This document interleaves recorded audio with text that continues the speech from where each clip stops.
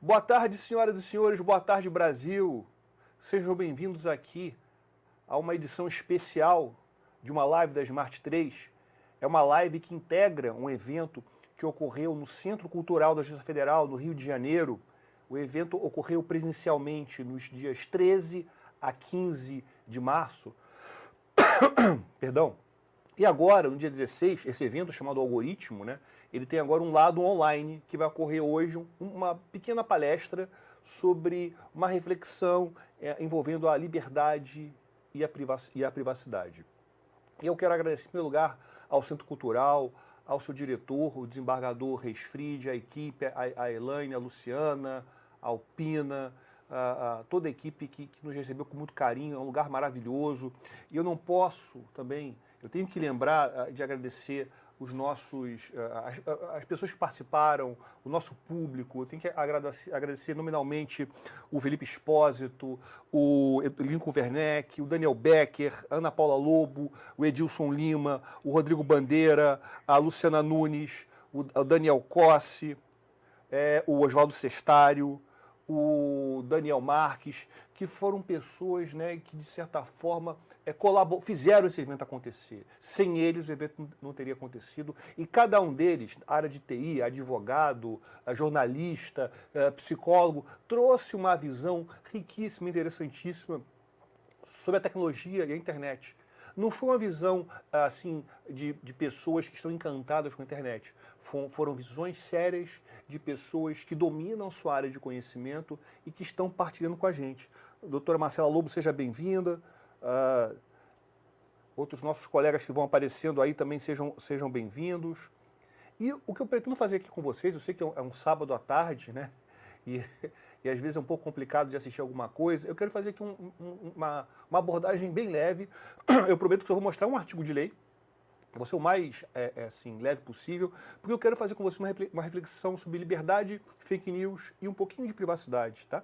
Se vocês quiserem participar, mandar perguntas, né, mandar um alô, todos serão bem-vindos, pode interromper à vontade, que eu fico muito feliz, né? E está aqui o nosso cartaz do evento e tal. E eu quero então começar, né? Vamos então começar, feitas essas introduções, eu quero falar com vocês aqui um pouco sobre a liberdade. Primeira coisa, liberdade. Quando a gente fala aqui sobre liberdade, a primeira coisa que a gente pensa é a liberdade de expressão, que ela está prevista na Constituição e todo mundo conhece, todo mundo está cansado de saber esse artigo que ele não é assim muito claro, né? Ele fala que a liberdade de manifestação do pensamento é livre, né? Mas acontece, né, que ele só coloca como seu único parâmetro, né, de limitação o anonimato. E a gente teve nessa semana problemas muito grandes, né, envolvendo massacres, um massacre infelizmente em Suzano, outro também lá em Christchurch, na Nova Zelândia, e algumas dessas condutas envolviam o anonimato. E se criou até um pouco de histeria coletiva envolvendo a internet, a deep web, o anonimato, os videogames. Então, eu até quero fazer uma apreciação assim bem chamando a sabedoria, chamando a razoabilidade. O João Paulo de Carvalho, meu querido amigo promotor de justiça, um excelente professor, brilhante. Estamos escrevendo um artigo junto, eu digo publicamente que ele já fez a parte dele e falta entregar a minha parte. João Paulo, eu falo aqui publicamente, eu prometi que ia falar isso, mas eu vou entregar. Vamos então falar um pouquinho aqui do WhatsApp, né? Você veja que o WhatsApp, né, ele que é basicamente a principal forma de transmissão, de comunicação das pessoas no Brasil. Ele foi apontado, e eu até dito um pouquinho um tema da fake news, ele foi apontado, perdão, como instrumento de envio de fake news. E a forma que se encontrou para combater, para limitar a fake news, foi justamente diminuir, limitar o envio, o compartilhamento de mensagens e conteúdos pelo WhatsApp. Eram 20 e baixou para 5, né, esse conteúdo.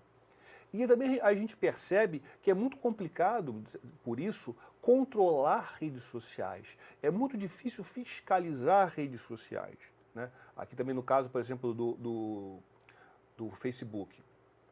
Porque se tem um lado que é interessante, né, é importante que se tenha uma ferramenta, procedimentos, que se possam apurar delitos que ocorram no ciberespaço. Ok, tranquilo. Mas, por outro lado, você tem que garantir a liberdade de expressão, né?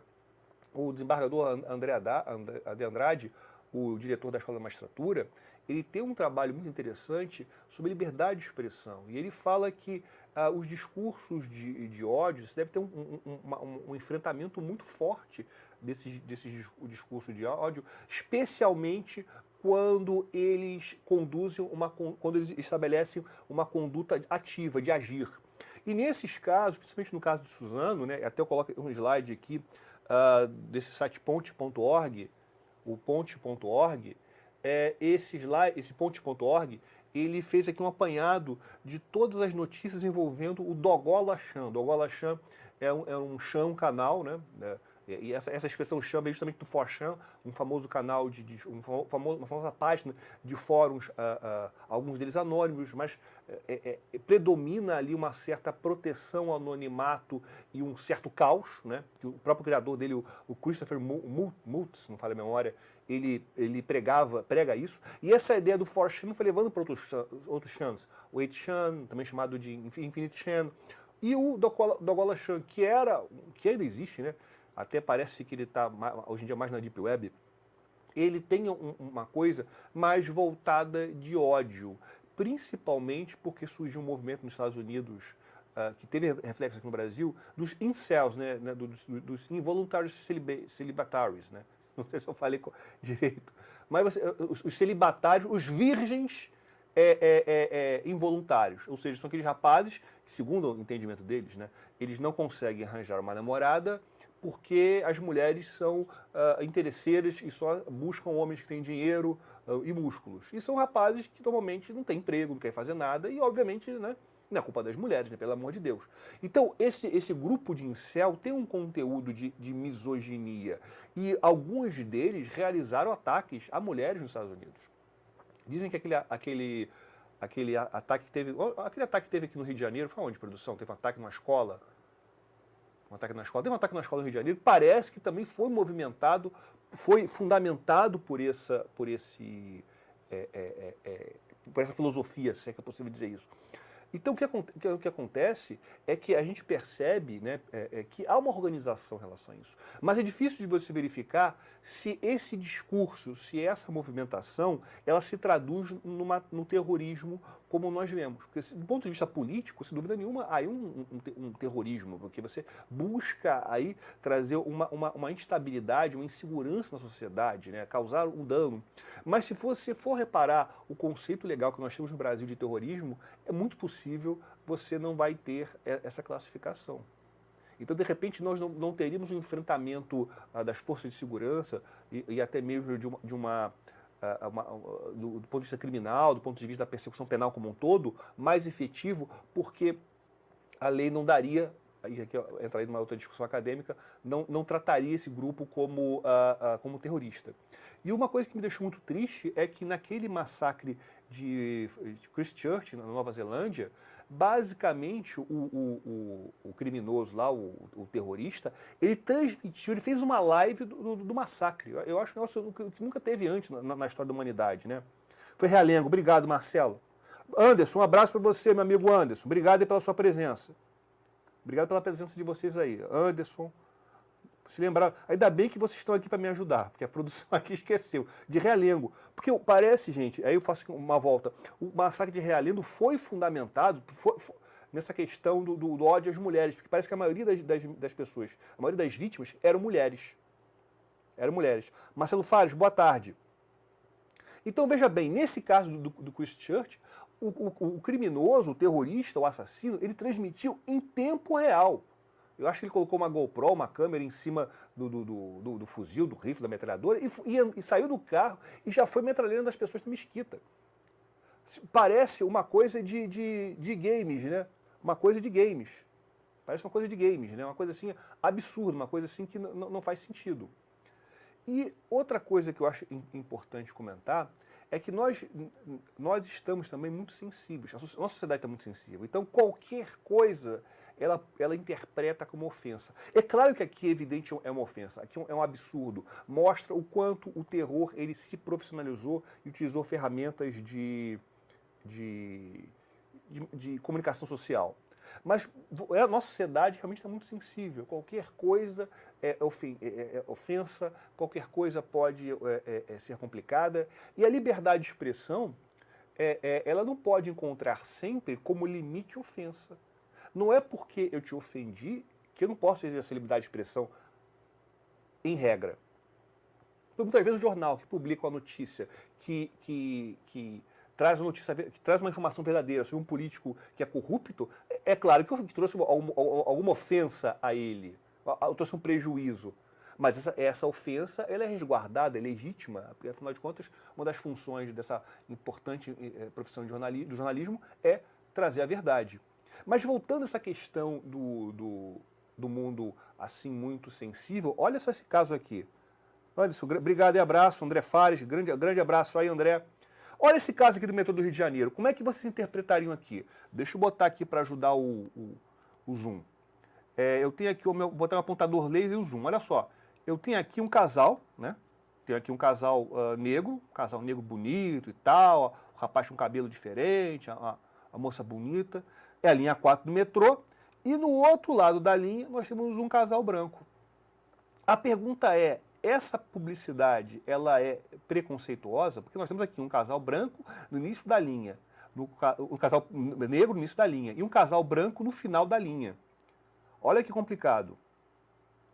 Aí as pessoas pensaram, poxa, mas isso é um preconceito, porque o começo da linha 4 é onde tem os bairros mais simples, e no final da linha 4, onde tem os bairros mais ricos, vocês colocaram branco, então é um preconceito. Mas a grande pergunta é, meus amigos, alguém aqui já andou na linha 4 do Rio de Janeiro? A Daniela mandou aqui uma observação, vamos ver. Na nossa sociedade do Panopticon, a vedação ao anonimato adquire maior relevo que a liberdade de expressão, tudo em função da segurança em geral. Olha, Daniela, é uma excelente observação. Realmente a gente tem que pensar que o anonimato ele precisa ser refletido, porque nem todo anonimato é ruim. Eu tenho um artigo, eu até se procure na internet, direito ao anonimato, Walter Capanema, eu falo que nem todo anonimato é vedado pela Constituição. A interpretação que eu faço uma interpretação restritiva da restrição.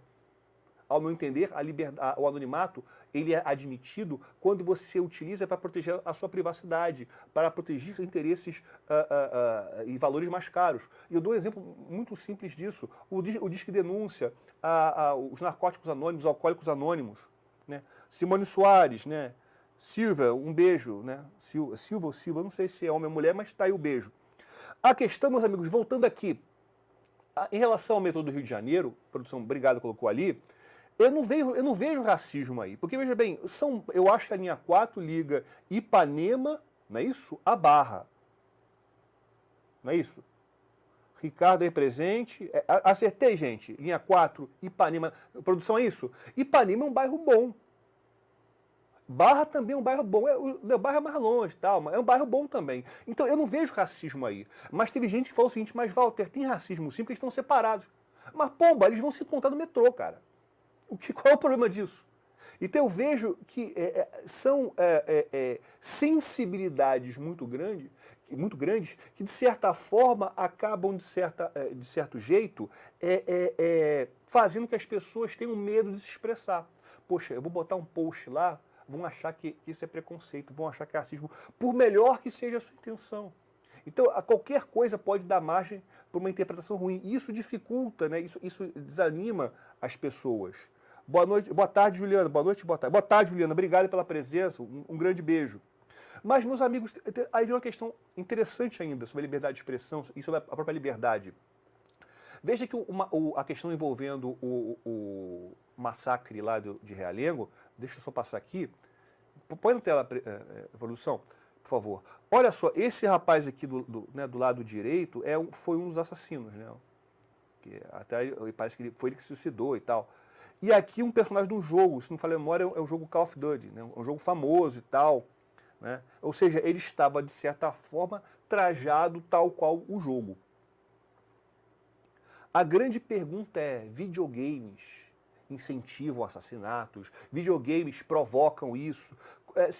se você teve a oportunidade de assistir a palestra da Luciana ontem, Luciana Nunes, uma psicóloga, uma análise dela técnica, uma análise desapaixonada, uma análise de quem conhece o assunto, ela falou, olha, Walter, não há qualquer correlação entre videogames e assassinato. Não há qualquer correlação entre videogames e assassinato. Uma coisa não tem nada a ver com a outra. E a gente percebe que, infelizmente, surgem essas afirmações em tempos difíceis. Eu me lembro que quando teve aquele assassinato de um rapaz no cinema, acho que foi o Clube da Luta, né? Foi no início do ano 2000, 2002, quando foi o Clube da Luta, ele foi no cinema e matou todo mundo lá. Ele jogava um jogo chamado Duke Nukem, e esse jogo Duke Nukem tinha uma cena em que o herói lutava contra os extraterrestres dentro de um cinema. Então fizeram logo uma correlação. Então, veja bem, eu também joguei o Duke Nukem e provavelmente eu devo estar tendo a mesma idade do criminoso. Mas eu não fiz nada de errado. O máximo de errado que eu faço é ser vascaíno. Mas fora isso, não tem nenhum problema. Então, eu acho muito complicado, porque olha a quantidade de pessoas que jogam hoje em dia online, no computador, no videogame, e a quantidade de criminosos provocados, né, por isso. Não tem nada a ver uma coisa com a outra. E Isabel, obrigada pela presença, seja bem-vinda. Então, esses discursos, né, como o nosso vice-presidente Mourão, ele falou que os jogos podem influenciar, com devido respeito à sua excelência, né, e aqui eu faço uma análise técnica, eu não faço uma análise política, eu discordo, porque eu busco embasamento justamente no conhecimento técnico da doutora Luciana. Mas o que eu acho interessante comentar, e aí eu vejo aqui como os jogos no Brasil foram proibidos durante muitas instituições, muitas situações, como, por exemplo, o Carmageddon, que era um jogo de atropelar pessoas, que você ganhava dinheiro, o Duke Nukem, que eu mencionei para vocês, o Doom, que era um herói que ia para um planeta, ia para Marte lutar contra bichos lá do exterior, lá do espaço. O Mortal Kombat, que você tem momentos em que os personagens um desmembra o outro das formas mais grotescas possíveis. O Postal, que era um jogo também que é meio complicado, que é uma coisa meio serial killer. Esses jogos foram proibidos no Brasil, geralmente por meio de ações civis públicas. O Ministério Público promoveu uma ação civil pública para retirar o jogo, porque o jogo trazia prejuízo para crianças e tal, e era complicado. Eu acho muito complicado você limitar a liberdade de expressão dos jogos, porque eu vejo nos jogos também uma manifestação artística, uma manifestação do pensamento. O curioso é que essa tese, essa argumentação, foi levada à Suprema Corte Americana nesse julgamento aqui, o Brown versus Entertainment Merchants Association. Porque um deputado da Califórnia, isso foi na época que o Arnold Schwarzenegger era governador, ele foi autor de uma lei que exigia que uma idade mínima, né, para comprar videogame e tal, os videojogos. Essa questão foi levada à Suprema Corte e se entendeu que os videogames estão protegidos pela primeira emenda. Eu me lembro um pouco da argumentação jurídica do juiz, do falecido Samuel Alito, né? Acho que o nome dele é Samuel Alito, não estou o nome dele. Ele morreu agora, então, que Deus o tenha. Mas a tese dele foi muito interessante. Ele falou que os videogames, eles têm história, eles têm um roteiro, eles têm personagem, ele tem uma construção. E embora eles não tenham a mesma qualidade, embora Mortal Kombat não tenha a mesma qualidade a Divina Comédia, ele merece a mesma proteção jurídica. Exatamente, Ricardo, a gente deve ter a mesma idade. Nós estamos bem jovens. Esqueci o nome do juiz da Suprema Corte Americana que faleceu agora. O Scalia. Não foi Alito, foi Scalia. Foi o Scalia que usou essa argumentação jurídica. Então, olha só, o videogame, ele tem uma construção. Ele tem um roteiro, ele tem uma história, ele tem música, ele tem personagem. Então, ele é muito parecido com uma obra literária. Então, ele merece a mesma proteção da obra literária. Embora, no caso do Mortal Kombat, e até foi um certo sarcasmo, né, do juiz, né, ele não tem a mesma qualidade, mas merece a mesma proteção. Dito isso, ficou alguma dúvida, gente, em relação à liberdade? Eu vejo que a liberdade, né, a internet e a tecnologia nos dão muita liberdade.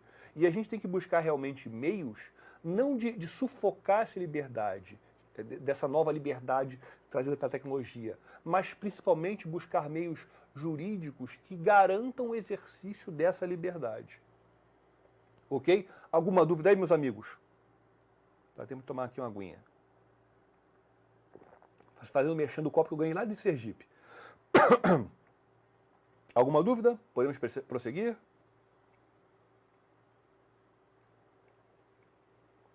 Perfeito? Então vamos lá. Priscila, minha amiga Priscila lá de Portugal. Priscila, um beijo internacional para você. Deve estar bem noite aí. Mas vamos voltar aqui, eu quero falar um pouquinho de fake news. Fake news, né, a gente percebe, né, até adiantei um pouquinho aquela questão do fake news envolvendo a limitação do WhatsApp e tal. Eu queria... 8 da noite aí em Portugal. A fake news, eu queria falar para vocês que a fake news ela não nasceu na internet. Né? A fake news, e aí vem o seguinte, o que é fake news?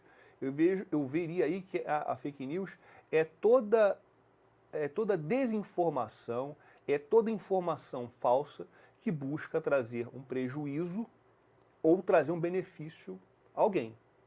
É assim que eu vejo a fake news. Eu vejo a fake news como utilidade, não é simplesmente você falar uma informação falsa. Fake news, ela tem uma utilidade, é para prejudicar ou beneficiar alguém. Essa é uma interpretação que eu, Walter Capanema, faço. Respeito todas no sentido contrário. Mas você tem que ter você tem que partir de um conceito para saber o que você quer combater, se efetivamente você quer combater a fake news. Ok? Mas a fake news não nasceu na internet.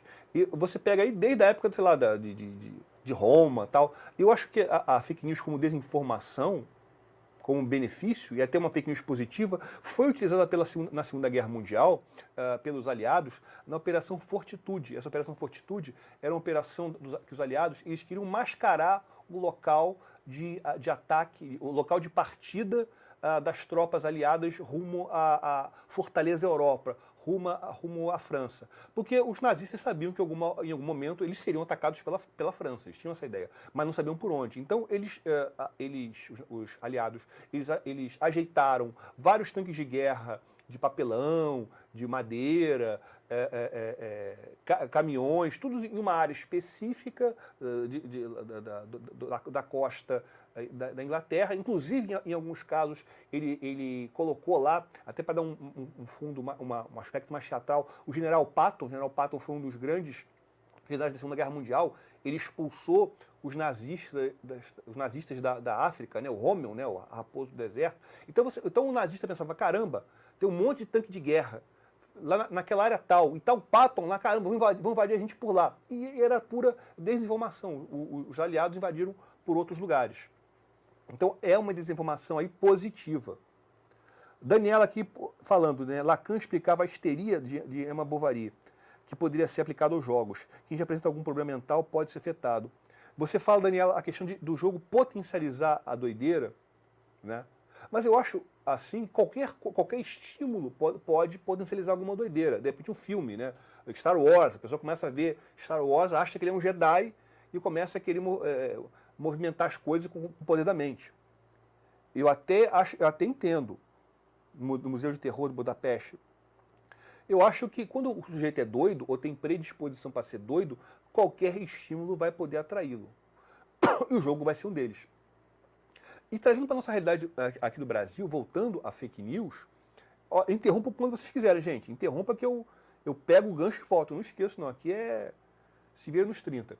Voltando aqui, a questão da fake news, eu acho muito complicado no Brasil, porque você tem duas coisas muito importantes no fake news. Em primeiro lugar, cada vez mais o brasileiro lê menos. Aqui no Rio de Janeiro, várias lojas da Livraria Saraiva estão fechando. Tinha uma ali em Copacabana, que eu gostava tanto, vai fechar agora. Ou seja, nós estamos, né, fechando os olhos para os livros, fechando os olhos para o conhecimento e nos informando pelos grupos do WhatsApp. Com isso, né, a chance de acreditar numa bobagem e cair no fake news é muito grande. O que acontece é que, por exemplo, vou pegar aqui um fake news que eu encontrei na internet. Esse aqui. Eu recebi pelo WhatsApp. Meu Deus do céu! O presidente Temer, que há um fake news dizendo que ele era ligado ao satanismo, ele aprovou uma sessão conjunta, escondida, uma emenda constitucional proibindo a Bíblia no Brasil. Meu Deus, nós temos que lutar contra o Temer. Aí você vê a quantidade de burrice que tem nessa construção. Né? Primeiro lugar, né, o presidente não tem nada a ver com a emenda constitucional. Segundo lugar, a emenda constitucional é o mais formal e burocrático processo legislativo. Então você vai, 3/5, né? 3/5 na casa, 3/5 em 2 sessões. Então é um negócio que demora pra caramba. Não dá para você aprovar de um dia para o outro, já começa por aí. E jamais, né, você vai ter uma emenda constitucional proibindo a Bíblia no Brasil. E até porque seria engraçado. Porque se você proibisse a Bíblia no Brasil, do jeito que o brasileiro gosta de desobedecer a lei, iam criar, e os brasileiros começam a ler a Bíblia. Ia ter hashtag Bíblia, versículos bíblicos. Então, você percebe que a simples leitura desse texto mostra que ele é falso. Por uma pessoa que tenha bom senso, que conheça um pouco direito, que lê. Minha amiga aqui, Neide. Neide, boa tarde. Um alô para a turma de Direito da Faculdade FASC de Pindamonhangaba. Ô, Neide, obrigado pela participação, seja bem-vinda. Eu quero mandar um beijo para o pessoal de Pindamonhangaba. É um pessoal legal, sejam bem-vindos. Eu espero um dia ir lá e visitar vocês, a gente dá uma palestra aí, né? Discussões. Obrigado, Neide, é um prazer. E fique aqui com a gente, puxe uma cadeira, converse aqui com a gente, você seja bem-vindo. Marcela, em uma sociedade de consumo fast food como a nossa, até o tempo para refletir sobre as notícias é rejeitado. Há uma preguiça para reflexão. Excelente. Porque eu gosto muito de usar o Twitter, Marcela também. Quando você usa o Twitter, né, você repara que não dá tempo de você refletir. Às vezes você compartilha sem ter aberto o link. Você leu só o cabeçalho, o caput, né, a chamada, a lead, e compartilha. E você não reflete. Então, nós somos submetidos a uma quantidade gigantesca de notícias e a gente não para pensar, a gente não para refletir. Nós estamos cada vez mais fast food, Marcela, não apenas no consumo, como você lembrou muito bem, mas eu acho nas nossas relações sociais, jurídicas, sentimentais, de informação, de educação. Isso também é muito ruim. Alguma dúvida aí? Lembro que essa primeira palestra, né, não sei se você está me acompanhando, que eu estou ministrando sem terno. Né? Eu escolhi uma camisa, né, especialmente para esse evento. Né? Espero que vocês estejam, né? Obrigado, Juliana, pela observação. E aí vem a questão que eu não gosto quando eu vejo político começar a inventar coisa, né? Por exemplo, havia uma emenda de um deputado aqui do Rio de Janeiro, do Solidariedade, o deputado Áureo. Eu acho, inclusive, que ele foi o deputado que criou o projeto de lei da baleia azul, que estabeleceria, acho, uma pena maior para quem praticasse a instigação ao suicídio por meio da internet. Esse projeto de lei não foi à frente, ou deve estar em trâmite, não sei. Essa emenda cria censura para quem fala mal de político. Eu vejo o seguinte, falar mal de político, criticar o político é íncito da democracia. Eu acho que um dos caracteres principais de uma democracia é você ter a liberdade de poder falar mal do político, de você poder criticá-lo, pressioná-lo, porque o político trabalha para o povo. O político, a proteção da privacidade e da liberdade do político é muito menor do que o público menor, do que o público em geral. Não só do político, mas também até, aí entra uma discussão doutrinária, jurisprudencial, também da celebridade, do digital influencer, do pessoal por aí. A Isabel permitiu o esporte. Obrigado, Isabel, pela permissão. Mas, às vezes, o Isabel, a Juliana, Marcela, Neide, meus amigos aqui queridos, Ricardo, Priscila, é o seguinte, às vezes a fake news é tão louca que não dá nem para você entender. É tanta teoria conspiratória, que a fake news muitas vezes ela começa com a verdade, né, ou com um fato que aparentemente é verdade e vai crescendo. Né? Veja, por exemplo, estão dizendo que o Deltan Dallagnol criou uma fundação para ele. Não, veja bem, para ele ficar rico. Qual é a verdade? A verdade aqui é que existe uma fundação e que é uma vinculação do Ministério Público Federal lá da Lava Jato. Não tem nenhuma prova que ele está levando dinheiro com isso. Não tem uma prova, mas a fake news mistura a verdade com a mentira. Isa, seja bem-vindo. Agora, olha essa fake news maluca que eu peguei. Essa fake news eu não entendi até hoje o que quer dizer, mas eu sei que é fake news. É uma fake news que critica o Amoedo. Então, na época ele era candidato a presidente pelo Novo. Olha o que falou. Votar em Amoedo é votar não só no laissez-faire, laissez-passer, liberalismo econômico, mas na agenda demoníaca da pedofilia, ideologia de gênero, bestialização da já besta geração da porta dos fundos, do BBB como política, educacional, comportamental. Olha, isso daqui é para interditar a pessoa que escreveu isso. Misturou pedofilia, bestialismo, com BBB, com demônio, com um monte de coisa doida. Não faz o menor sentido. Mas, de certa forma, algum vai cair. E a gente começa a pensar como a gente vai enfrentar essas bobagens e a fake news, né? A gente vai sempre ter que apelar para o judiciário, sempre a gente vai ter que... Coitado do juiz, vai ter ordem judicial para ir lá tirar o post falso, para ele tirar... Eu vejo que algumas formas da gente enfrentar a fake news acaba sendo uma reação, né? Uma reação meio de relações públicas, uma reação, às vezes, até de bom humor àquele ataque. Vou dar um exemplo de uma fake news e de uma reação muito inteligente. A fake news envolveu o candidato a governador do Rio de Janeiro, o Tarcísio Mota, do PSOL. Né? Ele era meio gordinho e fizeram essa agenda coitada, né? Essa fake news do coitado do Tarcísio. Olha só, governador, agenda do governador, rodízio de pizza, churrasco e sushi com eleitores em Botafogo, às 14 horas. Às 15, encontro com as lideranças de fábrica de pudins, de fabricação de pudins e degustação de bolos. E às 16, cafezinho com biscoito com leitores e colaboradores. Quer dizer, realmente uma fake news é fazendo aí uma gozação e até, se for o caso aqui, uma ofensa ao Tarcísio.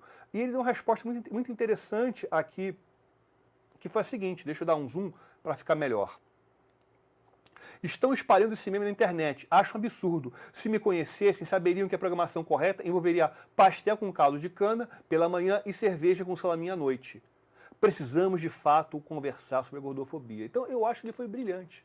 Ele deu uma resposta bem-humorada que, de certa forma, ele matou aquele ímpeto de fazer uma gozação dele. Ele foi bem-humorado, ele deu uma resposta. Inclusive, ele deu até uma lição de moral. Olha só, vamos ter que falar sobre gordofobia, né? Foi interessantíssimo. Né? Eu não sei se existe gordofobia, mas não sei se tem algum psicólogo aqui com a gente. Aqui um abraço, né, o senhor Dr. Paulo Roberto, lá de Teresópolis, um abraço.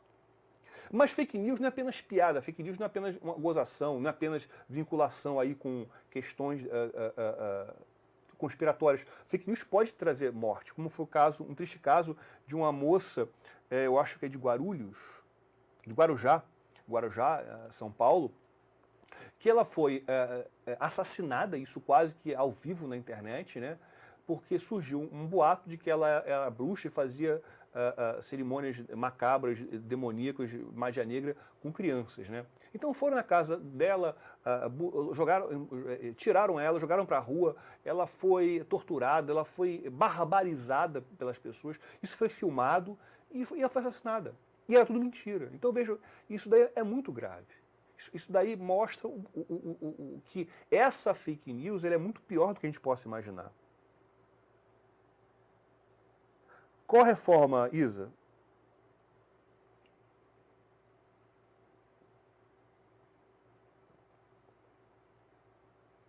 Mas dito isso, outro caso aqui que eu acho que de fake news que é complicado é um caso que envolve e que traz essa situação do perigo, é o caso desses grupos, como tem no WhatsApp, e eu peguei hoje.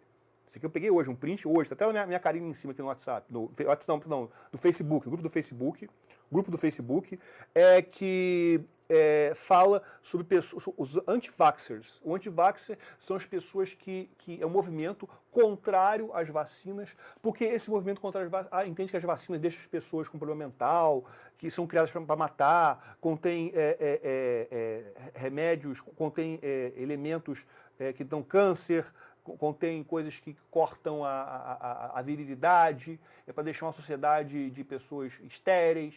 Tem trouxa que cai nessa. E esse movimento ridículo é tão grande que estão voltando no mundo várias doenças que já estavam meio erradicadas, tal qual aí um surto muito grande envolvendo sarampo. Voltou a ter sarampo, né, lá nos Estados Unidos, em alguns países da Europa. Ou, Isa, em relação à Previdência, é complicado falar porque há tanta informação e desinformação que a gente não sabe nem mais o que é fake news e o que é verdade. Porque você vê, tem pessoas que mostram gráficos muito bonitos, que a reforma ela é muito boa, e outros dizem que a reforma só vai trazer prejuízos. Mas eu acho que a grande função da imprensa é de investigar e de mostrar de forma objetiva o que é bom e o que é ruim. Eu vejo que a imprensa, nesse momento que a gente está vivendo, ela precisaria ser mais afirmativa, mais ativa. Porque eu acho que uma imprensa livre e atuante é fundamental. Mas eu não quero cansá-los. Eu vou entrar agora aqui numa última parte, vou comentar um pouquinho sobre privacidade. Né? Afinal de contas, a gente já fala sobre liberdade e privacidade. Falar sobre privacidade, meus amigos, sem dúvida nenhuma tem a ver com a nossa internet. Né? A internet, a gente percebe que a privacidade não nasceu na internet. Né? Mas a gente só começou a se preocupar com a privacidade com a internet. Se você for parar para pensar, quando a gente pensa em privacidade, na nossa legislação, é Código Civil, direito de vizinhança, né? É aquela coisa de janela, uma janela, um metro da casa do outro, né? Aqueles artigos malucos do Código Civil.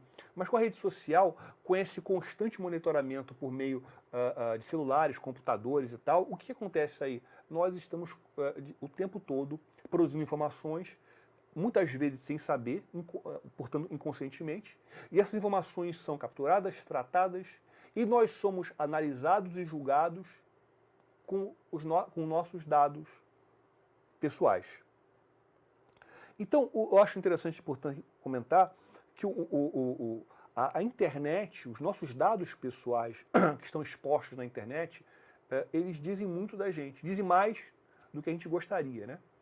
E a gente aqui percebe, eu peguei aqui um gráfico que mostra, né, que nós temos aqui, na população do mundo, 7 bilhões de pessoas, né? 7 bilhões e 500 mil. Só de usuários na internet nós temos já 4 bilhões. E usuários, né, ativos de redes sociais já são 3 bilhões. E usuários, né, de dispositivos móveis, 5 bilhões. E usuários ativos de mídias sociais em mobile, né, em celular, quase 3. Então a gente percebe aqui que o celular e as mídias sociais são muito importantes na vida da sociedade. Portanto, aqui, quase 40% da sociedade tem um celular e usa ativamente as mídias sociais. Usando ativamente mídias sociais, você está constantemente deixando rastro, constantemente deixando novas informações. Marcela, aqui uma observação: ainda não sabemos como enfrentar a realidade da internet e dos dados que disponibilizamos nela. Cedemos facilmente e sem compreender quais as consequências disso. É verdade, Marcela, até porque nós estamos ainda muito maravilhados com a informação, com a tecnologia. E até a tecnologia explora isso, ela coloca um joguinho maravilhoso. Mas para você jogar aquele joguinho maravilhoso, você tem que clicar no contrato. Para você clicar no contrato, você não vai ler o contrato, mas o contrato fala que seus dados serão cedidos, os dados dos seus amigos serão cedidos, os dados dos seus amigos, dos amigos serão cedidos, mas a gente vai lá e cede, porque a gente atua de boa fé. A gente atua de boa fé. E eu vi outra coisa muito, muito importante, Marcela, que até tem uma influência na relação com o consumerista.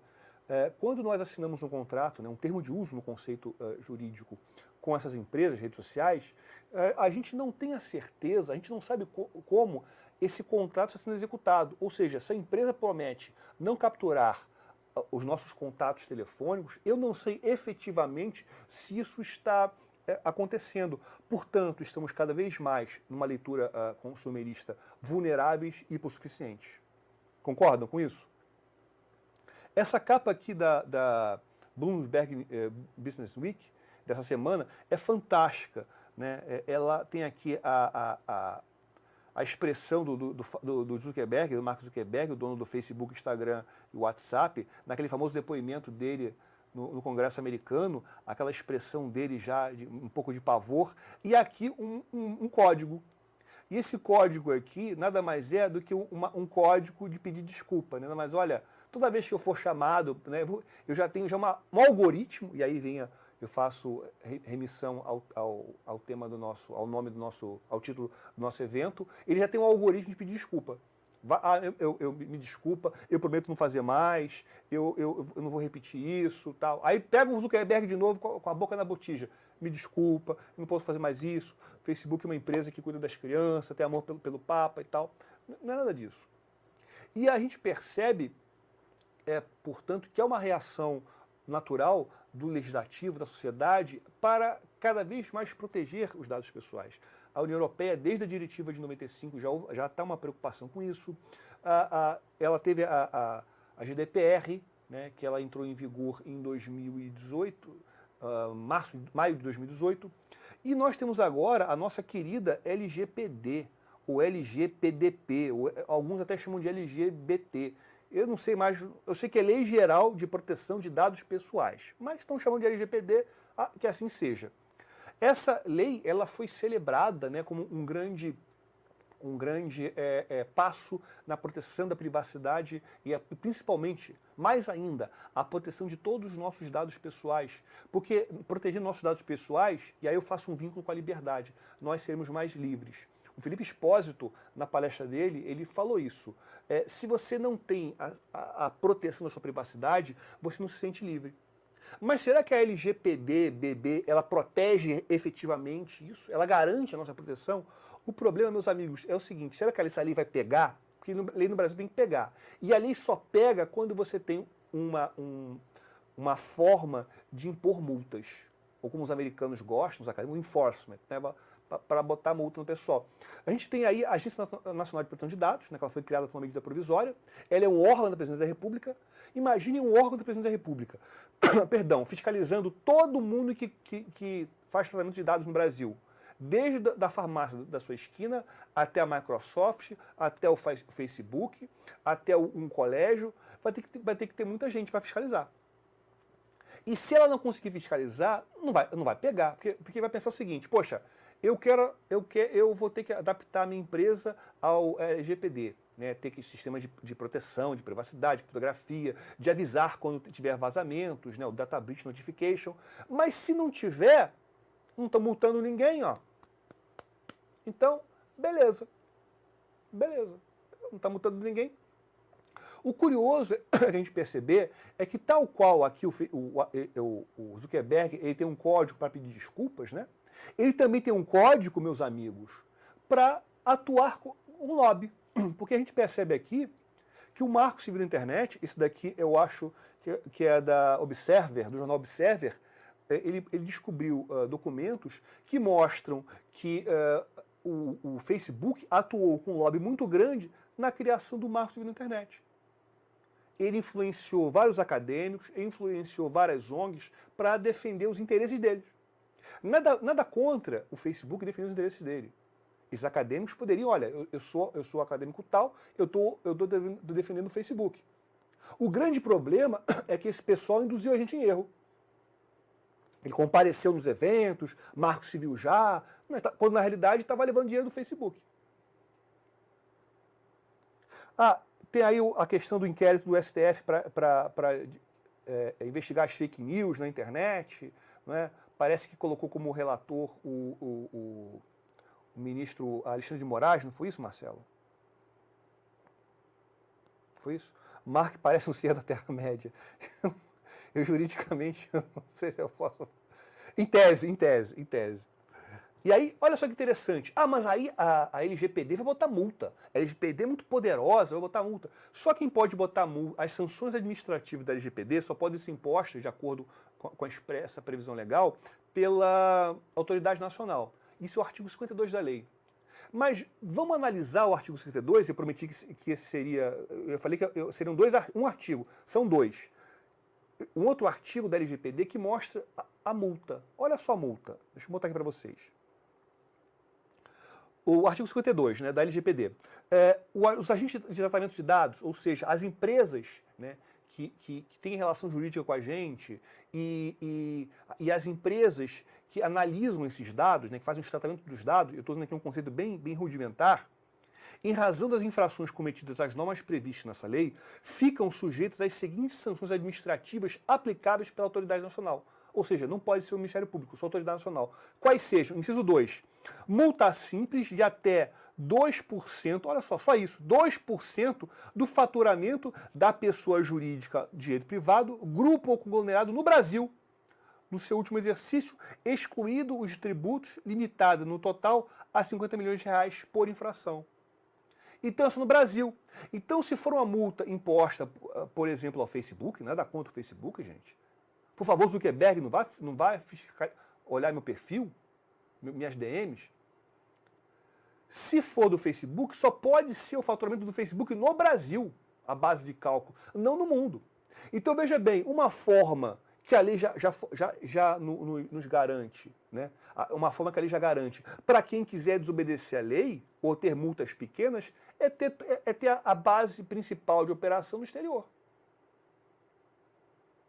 Porque vai ter o parâmetro da multa, vai ser esse parâmetro aqui menor. E até para suspender o serviço, as outras sanções, fica muito mais difícil de você aplicá-las quando a empresa tem sede, tem seus servidores no exterior. Aqui fazer essa comparação com o inquérito do STF, observando o órgão do Executivo. É inviável tamanha concentração para analisar esse volume de informações. É verdade. Então você vai ter um inquérito no STF, fazendo aqui pegando aqui o que a Marcela falou, para analisar tudo que está acontecendo na internet. Imagina, é Facebook, é Twitter, é YouTube. Você vai ter que ter quantas mil pessoas para fazer isso? É interessante comentar, Marcelo, o seguinte, que existe na China um órgão estatal de censura.